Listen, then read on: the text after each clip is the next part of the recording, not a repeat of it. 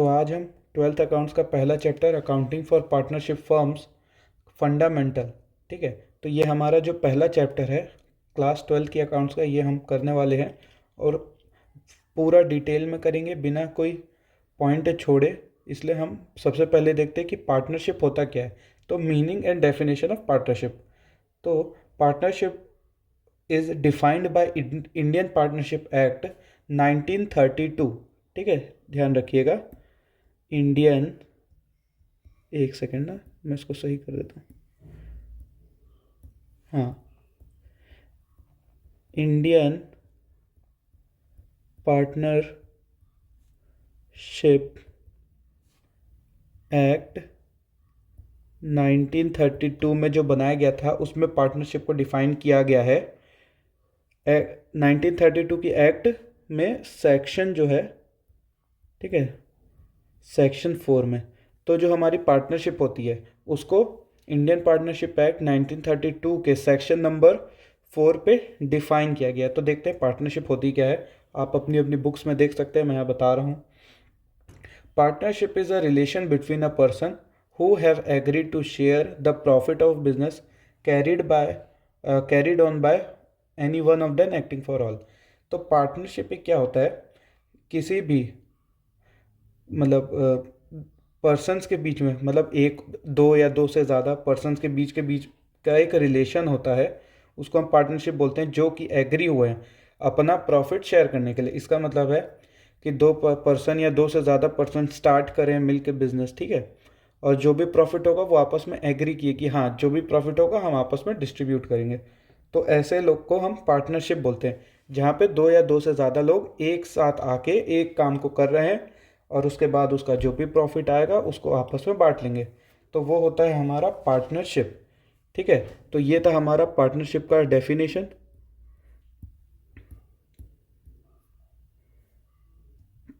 तो पार्टनरशिप हमारी यही होती है। लेकिन अब बात करते हैं कि दो या दो से ज़्यादा लोग एक साथ आके क्यों काम करेंगे, है ना। तो अगर देखिए एक आदमी है जिसके पास फंडिंग मतलब पैसा है, लेकिन उसके पास क्या बोल सकते हैं, उसके पास बिजनेस का कोई आइडिया नहीं, कोई बिजनेस प्लान नहीं है, कोई बिजनेस की स्किल नहीं है ना। और एक वहीं पे बंदा है जिसके बिजनेस प्लान है, उसके पास स्किल भी है, लेकिन उसके पास पैसे नहीं है। तो क्या करेंगे, ये ए है, इसके पास पे ये रिच है लेकिन इसके पास कोई प्लान नहीं है, और वहीं पे बी है, इसके पास प्लान भी है और इसके पास स्किल भी है, ठीक है। मतलब अगर ये दोनों आपस में मिल जाए तो एक काफ़ी अच्छा बिजनेस हो सकता है, क्योंकि प्लान स्किल तो इसके पास है, इसके पास कमी किसकी है, आप बोल सकते हैं कैपिटल की कमी है, ठीक है।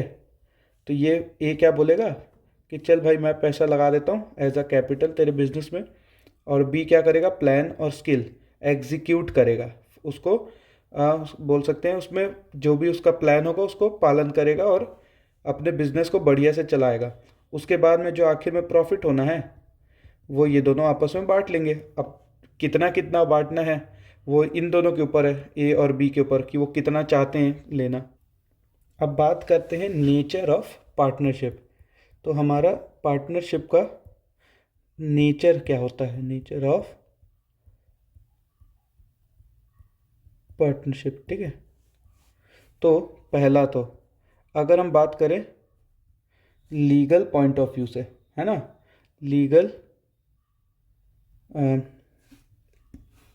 लीगल व्यू पॉइंट, इसका मतलब है कि लीगली गवर्नमेंट, ठीक है, मतलब कॉन्स्टिट्यूशन या रूल के हिसाब से लीगली, है ना। तो लीगल पॉइंट ऑफ व्यू से या लीगल व्यू पॉइंट से पार्टनरशिप और पार्टनर अलग अलग नहीं होते हैं, ये दोनों सेम एंटिटी होती है। मतलब कि जो आपका पार्टनरशिप है और आपके जो पार्टनर्स है ना, वो दोनों अलग अलग नहीं होते, वो दोनों एक ही होते हैं लीगल पॉइंट ऑफ व्यू से। अगर मान लो कि फर्म का डेट क्या, डेट, इसको डेट बोलते हैं, जो कि हमारा होता है एक तरह से कर्ज, ठीक है। अगर फर्म के पास कर्जा है ना, और फर्म अगर उसको चुका नहीं पा रही है, तो ये जो डेट होगा ना, मान लो हमारे पार्टनर ए और बी हैं, ये दोनों की प्राइवेट प्रॉपर्टी या प्राइवेट एसेट जो होगा उसको उसको सेल करके हम इस डेट को चुकाएंगे। मतलब समझे आप कि अगर हमारी जो फर्म है उसके ऊपर डेट है तो ये जो हमारे ए बी पार्टनर है इनकी हम प्रॉपर्टी को सोल्ड करेंगे और उससे जो पैसा आएगा उससे हम इस डेट को चुकाएंगे। तो ये लीगल व्यू पॉइंट से ध्यान रखिएगा, लीगल पॉइंट ऑफ व्यू से पार्टनरशिप और पार्टनर्स सेपरेट नहीं है, दोनों एक ही हैं। लेकिन अगर हम बात करें अकाउंटिंग, ठीक है, अगर हम बात करें अकाउंटिंग व्यू पॉइंट की, ठीक है, अकाउंटिंग के पॉइंट ऑफ व्यू से, ठीक है, अगर हम अकाउंटिंग का पॉइंट ऑफ व्यू लें तो फिर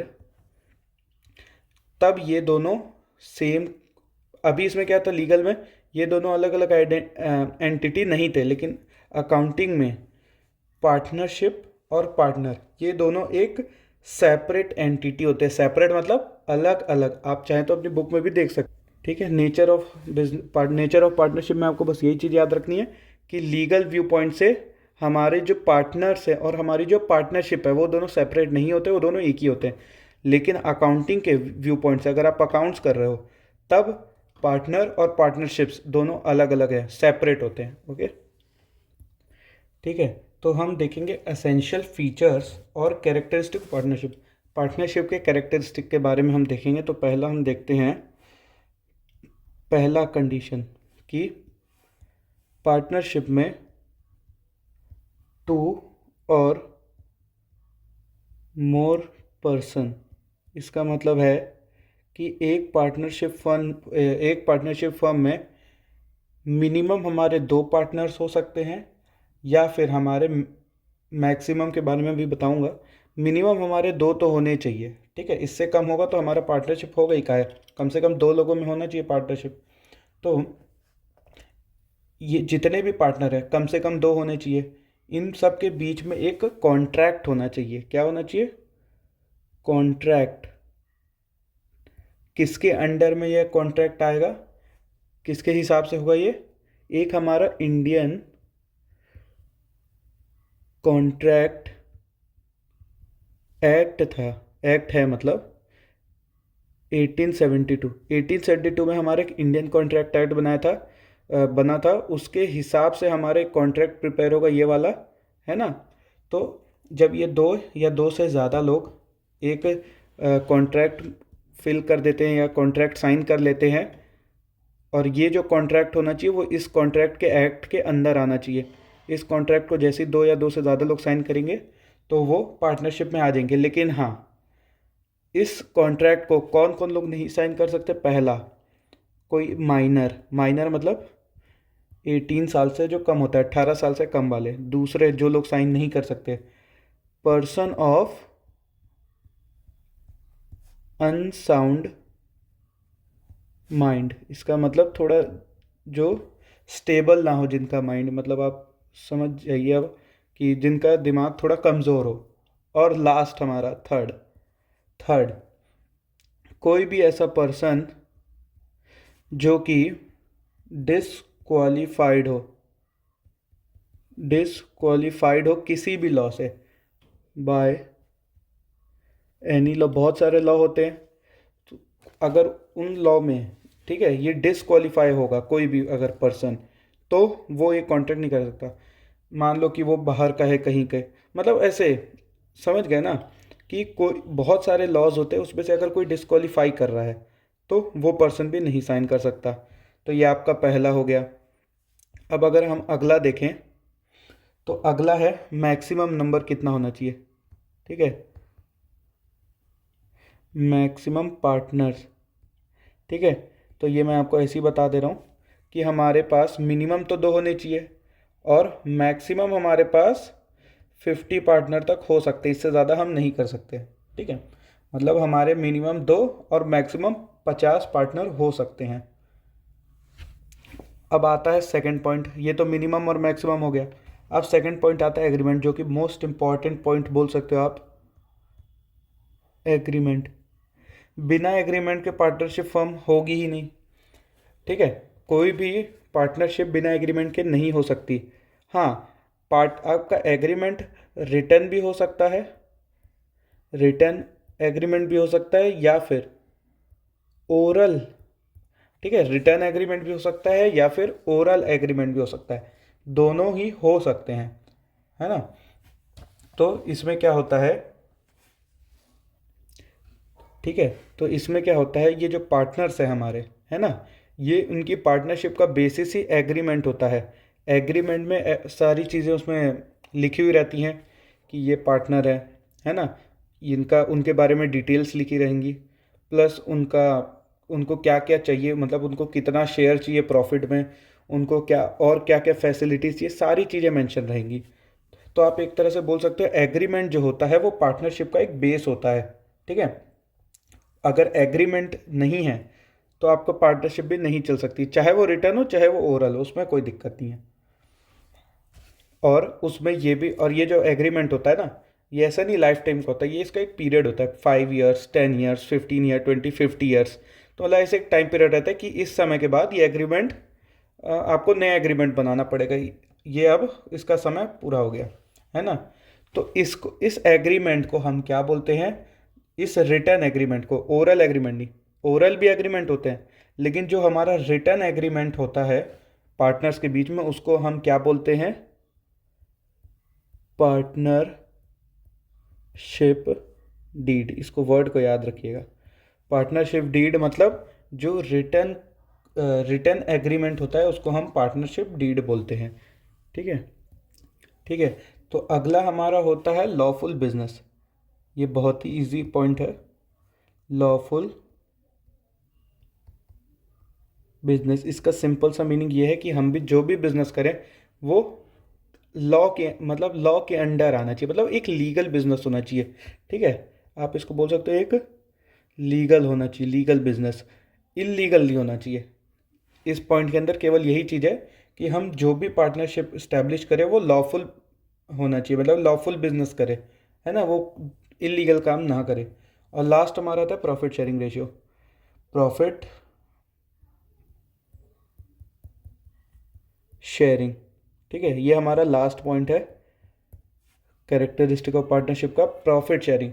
तो एग्रीमेंट जो होगा दो पार्टनर्स के बीच में, उसमें ये लिखा होना चाहिए कि जो भी प्रॉफिट होगा या जो भी लॉस होगा वो कैसे शेयर होगा पार्टनर्स के बीच में, ठीक है। ये ज़रूर मेंशन होना चाहिए कि जो भी प्रॉफिट हो जो भी लॉस हो वो कैसे शेयर किया जाएगा पार्टनर्स के बीच में। और एक चीज़, ये बिल्कुल भी ज़रूरी नहीं है, it is not essential to share loss, ठीक है, ठीक है। ये बिल्कुल भी एसेंशियल नहीं है कि एवरी पार्टनर, हर पार्टनर को लॉस शेयर करना पड़े। It is not essential for, लिख देता हूँ, फॉर एवरी पार्टनर, ठीक है। हर पार्टनर के लिए ये ज़रूरी नहीं है कि उसको लॉस भी शेयर करना पड़े। मान लो ए, बी और सी तीन पार्टनर हैं, तो हो सकता है हमारे एग्रीमेंट में ऐसा क्लॉज हो कि अगर लॉस होगा तो केवल ए और बी को लॉस शेयर करना पड़ेगा, सी को नहीं। लेकिन अगर प्रॉफिट होता है तो ये तीनों आपस में बांटेंगे। तो बात समझ गए आप कि एग्रीमेंट में आप करवा सकते हो ऐसा, कि ये बिल्कुल भी ज़रूरी नहीं है कि हर पार्टनर को लॉस शेयर करना पड़े, ठीक है। अब इसमें बहुत सारे टॉपिक हैं, जैसे राइट्स ऑफ पार्टनर, ठीक है, पार्टनरशिप डीड के अंदर क्या क्या आता है, इंपॉर्टेंस ऑफ पार्टनरशिप डीड, ठीक है। और भी बहुत सारी इंपॉर्टेंट चीज़ें हैं, some important points, provision of Indian partnership act, Indian partnership act 1932 के कुछ इंपॉर्टेंट प्रोविज़न हैं। तो देखिए ये सब क्या है, आप खुद से रीड करिए। मैं यहाँ पे केवल उतनी चीज़ें बताऊँगा जो आपकी एंट्रीज बन जाए जिसके थ्रू, है ना। और ये सब पूरा थ्योरी में आता है, इसको आप एक बार रीड करेंगे ये आप सब समझ जाएंगे। हम यहाँ पे केवल उतनी ही चीज़ें करेंगे जो कि आपके क्वेश्चंस जो आते हैं आपके न्यूमेरिकल या आपके प्रैक्टिकल्स में, वो उससे रिलेटेड हम सारी थ्योरी यहाँ पे कवर करेंगे। तो यहाँ पे एक बहुत इंपॉर्टेंट चीज़ है, provision affecting accounting treatment in the absence of partnership deed. तो ये जो टॉपिक है ये आपका न्यूमेरिकल्स या फिर आप प्रैक्टिकल क्वेश्चंस बनाते हो उसमें काफ़ी एक इम्पॉर्टेंट है, और सबसे पहला आया है, मतलब पहला ऐसा कोई टॉपिक आया जो आपके न्यूमेरिकल्स में हेल्प करेगा, तो ये काफ़ी इंपॉर्टेंट है। तो बोल क्या रहा है, अगर आपके पास पार्टनरशिप डीड नहीं है, अगर आपके पास पार्टनरशिप का एग्रीमेंट, रिटर्न एग्रीमेंट नहीं है, तब क्या होगा। ठीक है, यहाँ पे लिख देते हैं, in absence of partnership deed. ठीक है, अगर आपके पास पार्टनरशिप डीड नहीं है तो आप क्या होगा आपके साथ। पहला, शेयरिंग प्रॉफिट एंड लॉस। इसका मतलब ये है कि अगर आपके पास एग्रीमेंट नहीं है और अचानक से मान लो कोई डिस्प्यूट, आपने मान लो ओरल एग्रीमेंट किया है, दो पार्टनर हैं, क्या है, ए और बी, ये दो पार्टनर है, इन्होंने क्या ओरल एक एग्रीमेंट किया, उन्होंने बोला कि जितना भी प्रॉफिट होगा उसका आधा आधा ले लेंगे। ठीक है, हाफ ए लेगा और हाफ बी लेगा, इन्होंने ओरली किया एग्रीमेंट। चलो यहाँ तो हो गया ओरली। अब आगे जाके कोई अगर डिस्प्यूट हो जाता है, ठीक है, मान लो कोई भी डिस्प्यूट हो गया किसी भी कारण से, और अगर कोई भी डिस्प्यूट होता है तो फिर कहाँ जाएंगे हम, कोर्ट जाएंगे, है ना। तो जैसे कोई भी डिस्प्यूट हुआ और ये अगर कोर्ट गए, तो कोर्ट में अगर आपके पास रिटर्न रिटर्न आपके पास वो नहीं है एग्रीमेंट, जिसको हम पार्टनरशिप डीड बोलते हैं, रिटर्न अगर डॉक्यूमेंट नहीं है तो क्या क्या होगा वो देखिए, in absence of partnership deed. अगर पार्टनरशिप डीड मतलब रिटर्न एग्रीमेंट नहीं है तब क्या होगा, है ना, इसके बारे में देखते हैं। तो पहला, जो आपका प्रॉफिट शेयरिंग है, प्रॉफिट या लॉस, ये कैसे बांटा जाएगा, इक्वली बांटा जाएगा। ठीक है, आपका जो जितना भी प्रॉफिट होगा या जो भी लॉस होगा वो इक्वली बांट दिया जाएगा। एक सेकेंड, जितना भी प्रॉफिट है जितना भी लॉस वो इक्वली बांट दिया जाएगा।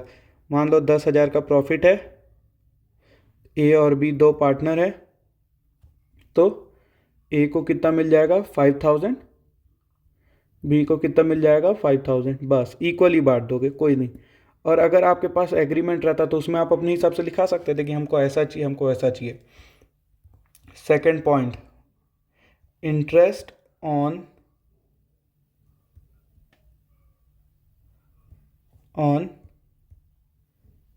कैपिटल। इंटरेस्ट ऑन कैपिटल मतलब कि देखो, ए और बी ये पार्टनर है, ऐसी ही बिजनेस नहीं फर्म होती है, कुछ कैपिटल ये लगाएगा, पूंजी जिसको बोलते हैं, अपने घर से पैसा लाके कुछ पैसा दोनों दोनों कुछ कुछ पैसा अमाउंट लगाते हैं। ठीक है, तो एक रूल होता है, रूल नहीं बोल सकते, कि जितना पैसा इन्होंने लगाया है, इसने और इसने, इसका कुछ परसेंटेज इनको साल में मिलता है, कि ये तुम्हारा कैपिटल जो तुमने इन्वेस्ट किया है हमारी फर्म में, जो ये फर्म है इसमें जो कैपिटल इन्वेस्ट किया है, इसके बदले में उस कैपिटल पे आपको कुछ इंटरेस्ट मिलता है। मान लो ए ने लगाए फिर से वही 10,000, बी ने लगाए 20,000, तो मान लो कि एक हमने पार्टनरशिप जब एग्रीमेंट बनता है तभी ये सब करना पड़ेगा, उसके बाद ही कुछ नहीं हो सकता। पार्टनरशिप का एग्रीमेंट बन रहा है तो हमने उसमें क्लॉज ऐड करा दिया कि हर साल 5%, हमारे कैपिटल का 5% हमको इंटरेस्ट ऑन कैपिटल के रूप में मिलेगा। ठीक है, ये हमने पार्टनरशिप का एग्रीमेंट जब लिखा जा रहा था, टाइप हो रहा था, तभी हमने करवा दिया, तो ये हमारे पार्टनरशिप डीड में लिखा गया है, तो मतलब हमको मिलेगा। चलो ठीक है, तो ए को कितना मिल जाएगा 500 रुपये, हर साल ए को 500 रुपये दिए जाएंगे एज इंटरेस्ट ऑन कैपिटल, मतलब उसने जो कैपिटल लगाया उसके बदले में उसको इंटरेस्ट मिल रहा है। प्रॉफिट अलग है, वो अलग बात है, लेकिन जो कैपिटल लगाया उसके बदले में उसको इंटरेस्ट मिल रहा है। वैसे ही सेम यहाँ पे है, इसको 1,000 रुपये मिलेंगे। समझ गए होगे आप अभी तक इंटरेस्ट ऑन कैपिटल क्या होता है। तो आप लिखा सकते हो एग्रीमेंट में, जब एग्रीमेंट टाइप हो रहा है तब आप लिखा दो कि हमको इंटरेस्ट ऑन कैपिटल चाहिए, कितना चाहिए। अगर आपको 6% चाहिए आप 6 लिखा दो, अगर कोई बोलता है कि मेरे को 10% चाहिए तो आप 10% लिखा दो, मतलब ऐसे आप लिखवा सकते हो। लेकिन अगर आपके पास एग्रीमेंट ही नहीं है तब फिर आपको इंटरेस्ट ऑन कैपिटल मिलेगा कि नहीं मिलेगा? तो आप इसका आंसर है नहीं मिलेगा। ठीक है, अगर आपके पास एग्रीमेंट नहीं है तो आपको कोई इंटरेस्ट ऑन कैपिटल नहीं मिलेगा। थर्ड पॉइंट आता है interest on drawing. Interest on drawing का मतलब, जैसे हमारे कैपिटल अकाउंट है, ठीक है, उसमें से अगर हमने कभी पैसे निकाल लिए, है ना, ये तो आपको पता होगा 11th में कि जब भी हम पैसे विड्रॉ करते हैं उसको हम ड्राइंग बोलते हैं।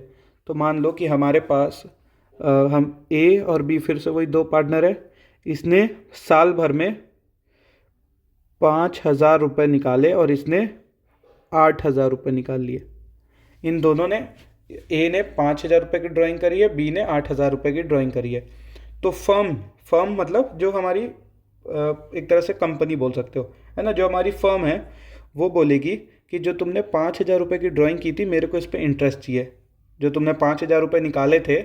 और वैसे ही बी को भी बोलेगी जो तुमने 8,000 रुपये निकाले थे उस पर भी मेरे को इंटरेस्ट चाहिए। अब ये भी जो है, ये भी आपको पार्टनरशिप डीड के समय ऐड करना पड़ेगा। अब पार्टनरशिप, ये जो फर्म है ये है कौन है? ये हैं सब तो पार्टनर्स ही ना, पार्टनर ही डिसाइड करते हैं क्या क्या होना है। तो पार्टनरशिप डीड के बनते समय, मतलब टाइप होते समय, आपने नहीं बताया कि इंटरेस्ट ऑन ड्राइंग चार्ज करना है कि नहीं करना है। मतलब इंटरेस्ट ऑन ड्राइंग जैसे आपने बोल दिया कि 6% लगाएंगे, आप लोगों ने क्या डिसाइड, सारे पार्टनर से मिलकर क्या डिसाइड किया कि अगर कोई पैसे निकालेगा तो उस पर 6% हम इंटरेस्ट ऑन ड्राइंग चार्ज करेंगे। तो मतलब इसने अगर 5,000 रुपये निकाले हैं तो इस पर 6% आपका चार्ज आएगा, 6/100।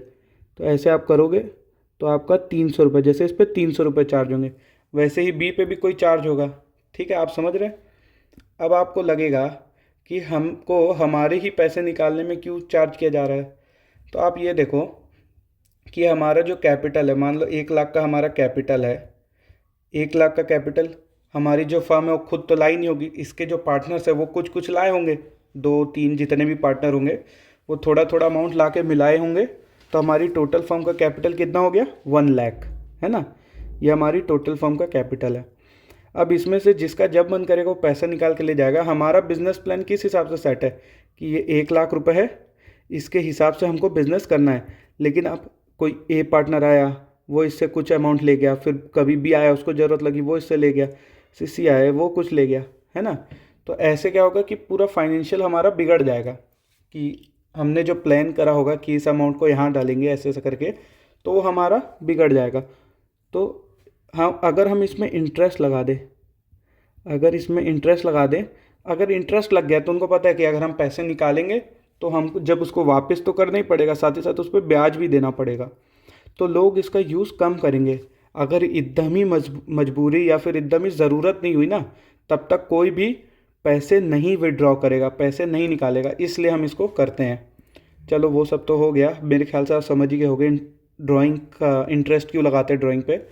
तो वही बात है, अगर आपके पास पार्टनरशिप डीड नहीं है तो आपको इंटरेस्ट ऑन ड्राइंग नहीं देनी पड़ेगी। मतलब पार्टनर्स को, फर्म को नहीं देनी पड़ेगी, फर्म उनसे नहीं ले सकता। वैसे ही अगर एग्रीमेंट नहीं है तो इंटरेस्ट ऑन कैपिटल फर्म भी पार्टनर्स को नहीं मिल देगा। देखो ध्यान से, इंटरेस्ट ऑन कैपिटल जो होती है वो फर्म देता है किसको? पार्टनर्स को, ठीक है। और जो हमारा इंटरेस्ट ऑन ड्राइंग होता है ये कौन देता है? ये हमारे पार्टनर्स देते हैं फर्म को। ये तो सब जानते ही होंगे कि इंटरेस्ट ऑन ड्राइंग जो होता है वो फर्म को मिलता है पार्टनर्स के द्वारा, और इंटरेस्ट ऑन कैपिटल क्या होता है? ये पार्टनर्स को मिलता है फर्म के द्वारा। क्लियर है? तो सीधी सी बात है कि अगर आपके पास पार्टनरशिप का एग्रीमेंट नहीं है तो पार्टनर्स अगर ड्राइंग करेंगे भी, मतलब पैसा विड्रॉ करेंगे, तो उनको कोई इंटरेस्ट नहीं देना पड़ेगा। क्लियर? अब आती है बात फोर्थ, ठीक है। फोर्थ में हमारी बात हो जाती है रिम्यूनरेशन और to partner. Remuneration to partner, इसका मतलब होता है रिम्यूनरेशन का मतलब होता है रिवॉर्ड। एक तरह से इसका मतलब क्या होता है, रिवॉर्ड। इसका मतलब है जैसे कि सैलरी हो गया, कमीशन हो गया, आप बस समझ लो रिवॉर्ड। तो अगर आपके पास पार्टनरशिप की डीड नहीं है तो आपको कोई भी रिम्यूनरेशन नहीं मिलेगा। रिम्यूनरेशन मतलब सैलरी, कमीशन, ठीक है, कमीशन या फिर और भी चीज़ें, ये सब कुछ नहीं मिलेगा अगर आपके पास एग्रीमेंट नहीं है तो नहीं मिलेगा, नो। क्लियर। अब आता है फिफ्थ, एडमिशन ऑफ पार्टनर। नहीं, ये ले लेते हैं पहले, interest on advance loan by partner. ठीक है। अब देखो ध्यान से, लोन और ड्राइंग में अंतर देखना। इंटरेस्ट ऑन ड्राइंग मतलब सॉरी, केवल जो हम ड्राइंग की बात करते हैं, ड्राइंग, ड्राइंग क्या होता है, आप अपने ही पैसों को निकाल रहे हो। ड्राइंग मतलब आप अपने ही पैसों को निकाल रहे हो, तो आप बार बार ना निकालो इसलिए हम उस पर इंटरेस्ट लगा देते हैं। लेकिन लोन क्या होता है, लोन आप सब जानते हो, लोन क्या होता है, वो पैसे आपके पास नहीं हैं, वो दूसरों के पैसे हैं, उसको आप ले रहे हो, उसके बदले में आप इंटरेस्ट भी दे रहे हो। ठीक है। ये बहुत ही बड़ा एक अंतर है ड्राइंग और लोन में। तो लोन और ड्राइंग का अंतर तो होता है। अब अगर हम बात करें interest on loan by partner या फिर इंटरेस्ट ऑन एडवांस, ये जब भी आपको समझ में आए ना, इसका मतलब है कि फर्म ने अपन, उसके जो पार्टनर हैं, मान लो ए, बी और सी, तीन पार्टनर हैं। मान लो एक हमारी फर्म है ना, उसको पैसे की ज़रूरत पड़ी तो उसने किसी भी पार्टनर से लोन ले लिया। मतलब यहाँ पे क्या हो रहा है, यहाँ पे जो ए है ये ऑलरेडी कैपिटल लगा चुका है, वो अलग हो गई। जो ए अभी वापस से इसको पैसे दे रहा है ना फर्म को, ये कैपिटल के रूप में नहीं दे रहा है, ये इसको लोन दे रहा है। मतलब कि interest, interest on loan advance, या फिर ऐसा आपको शब्द आए ना, या फिर interest on loan by partner. इसका मतलब है कि पार्टनर जो है वो फर्म को लोन दे रहा है। तो यहाँ पे वही चीज़ हो रही है कि अगर पार्टनर जो है वो लोन देगा फर्म को, ध्यान से देखो, फर्म को अगर लोन दे रहा है, कौन दे रहा है, पार्टनर। तो आप लोग सोचो, पार्टनर, ठीक है, चलो ये तो हो गया। तो अगर आपके पास पार्टनरशिप का एग्रीमेंट नहीं है, पार्टनरशिप डीड नहीं है, तो क्या फर्म इसको इंटरेस्ट देगी कि नहीं देगी? थोड़ा सोचो कि अगर हमारे पास पार्टनरशिप का एग्रीमेंट नहीं है, पार्टनरशिप डीड नहीं है, तो जो पार्टनर ने फर्म को लोन दिया हुआ है उसके बदले में पार्टनर को इंटरेस्ट मिलेगा कि नहीं मिलेगा? तो याद रखना, हमारा जो ड्राइंग हो गया ना, ये ये एक अलग चीज़ हो गई। लेकिन जो लोन होता है, एक बार आप सोच के देखो, आप कभी किसी बैंक से लोन लिए हो, मान लो कार लोन ही लिए हो, आपने चलो बैंक से क्या किया, बैंक से लोन ले लिया बड़े आराम से। कौन सा ले लिया, कार लोन। तो अगर आप बैंक को उसका इंटरेस्ट नहीं दोगे तब बैंक आपके साथ क्या करेगा? अगर आपने बैंक से लोन तो ले लिया, कार लोन, उसकी आपने मस्त कार खरीद ली, लेकिन अगर आप वापस से बैंक को इंटरेस्ट नहीं दोगे तो बैंक आपके पास आएगा। अगर आप उसको बोलोगे कि मेरा बिज़नेस ख़राब हो गया, या फिर मेरा जो सैलरी थी वो नहीं मिल रही है, या मेरी जो जॉब है वो छूट गई है इसीलिए मैं पैसे नहीं दे पा रहा, तो क्या वो बैंक मानेगा? वो आपकी सीधे कार लेगा, कार को टो करके ले जाएगा। तो सेम चीज़ यहाँ पे भी है कि फर्म ने लोन लिया है, तो याद रखना, फर्म को प्रॉफिट हो या फिर लॉस हो, मतलब प्रॉफिट हुआ तो भी, अगर लॉस हो रहा है तो भी इंटरेस्ट देना ही पड़ेगा। फर्म को जो interest on loan by partner है, इसका इंटरेस्ट हमेशा देना ही पड़ेगा जो इसने लोन लिया है। ये कभी मत भूलना। इसको मैं न्यू पेज में और बता देता हूँ कि फर्म जो है अगर उसने पार्टनर से पैसे लिए हैं, कोई भी पार्टनर हो सकता है, से पैसे लिए हैं एज अ लोन, ठीक है, लोन के रूप में अगर उसने पैसे लिए हैं तो उसको चाहे उसका प्रॉफिट हो चाहे उसका लॉस हो, उसको देना ही पड़ेगा, उस लोन का इंटरेस्ट उसको देना ही पड़ेगा। चलिए ठीक है, मेरे ख्याल से इतना समझ गए होंगे। अब आपको एक और चीज़ मैं आपको बताता हूँ, एक आध मिनट बताएं, इसको डिटेल में नेक्स्ट वीडियो में बताएंगे। एक होता है आपका चार्ज अगेंस्ट प्रॉफिट, और एक होता है ये पहला, दूसरा आपका होता है एप्रोप्रिएशन ऑफ प्रॉफिट। इसका सिंपल सा मीनिंग ये होता है, चार्ज अगेंस्ट द प्रॉफिट का मतलब ये होता है कि प्रॉफिट हो या प्रॉफिट ना हो, मतलब प्रॉफिट हो या लॉस हो, ये चीज़ आपको पे करनी ही है। जैसे मैंने अभी आपको बताया लोन, अगर आपको लॉस हो गया है तो क्या आपको इंटरेस्ट नहीं देना पड़ेगा लोन का?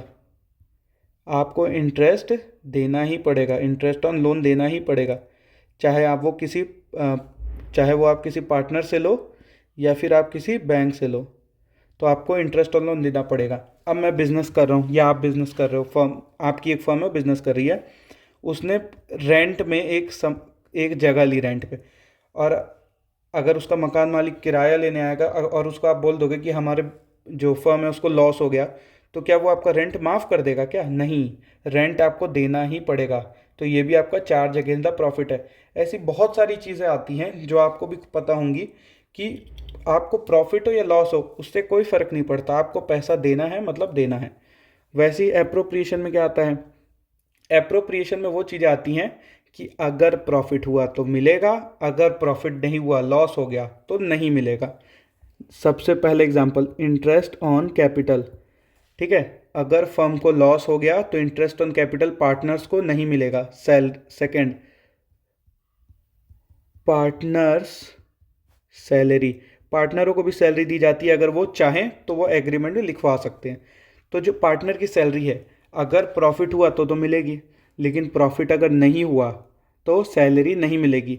लेकिन अगर बात करें एम्प्लॉयज़ की सैलरी, ठीक है, स्टाफ की सैलरी या फिर सैलरी किसकी? एम्प्लॉय, ठीक है, एम्प्लॉय की अगर सैलरी की बात करें तो आपके फर्म को प्रॉफिट हो या लॉस हो, आपको आपके एम्प्लॉयज़ की सैलरी देनी ही पड़ेगी। तो एम्प्लॉयज़ की जो सैलरी हो गई वो चार्ज अगेंस्ट द प्रॉफिट हो गया, लेकिन जो पार्टनर की सैलरी हो गई वो एप्रोप्रिएशन ऑफ प्रॉफिट, अगर प्रॉफिट हुआ तो मिलेगा, अगर प्रॉफिट नहीं हुआ तो नहीं मिलेगा। थर्ड, जैसे मैं सिर्फ एग्जांपल दे रहा हूँ, और भी बहुत सारी चीज़ें हो सकती हैं, ठीक है, बहुत सारी चीज़ें हो सकती हैं।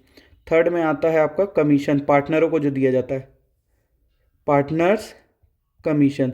पार्टनर लोग बोले कि अगर मैं ऐसा करूँगा तो मेरे को इतना कमीशन देना, अपने एग्रीमेंट में उन्होंने लिखवा लिया, तो ये कमीशन भी जो होगा ना पार्टनर्स का, अगर प्रॉफिट होगा तो मिलेगा, अगर प्रॉफिट नहीं होगा तो नहीं मिलेगा।